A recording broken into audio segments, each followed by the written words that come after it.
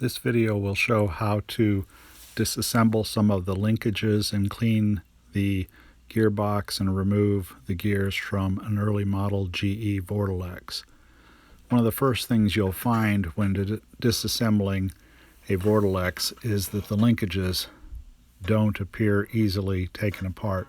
However, if you clean some of the grease, you'll find these little C-shaped retention pieces. I'm sure I'm not calling them the right thing, but that's what I think of. And if you get a screwdriver in there, you should be able to slide it out. Do remember they're very small and easily lost. Here I'm removing the washer, which is likewise very small.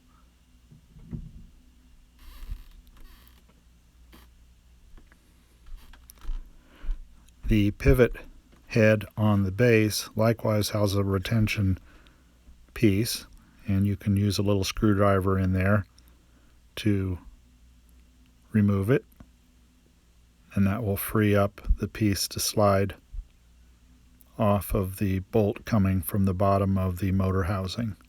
Again, very small. One of the things you'll find is that the pivot head also has a washer.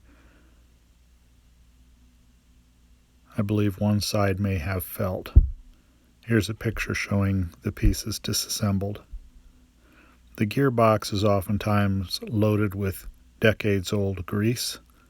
Cleaning it out is not always all that easy. This will show how to take apart the gears. The first thing you'll have to do is remove this tiny screw that holds one gear shaft in place.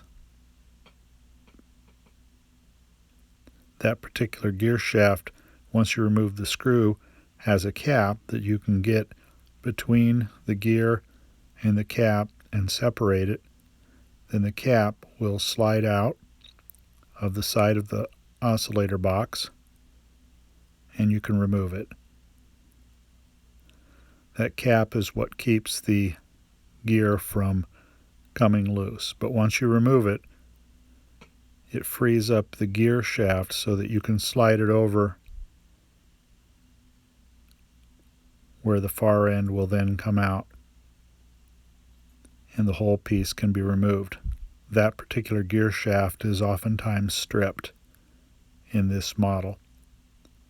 Then you can turn your attention to the tension gear that actually causes the oscillator to function.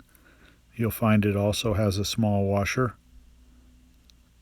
I've yet to figure out how to remove the linkage from the base of that, but as you can see, the pieces are quite small.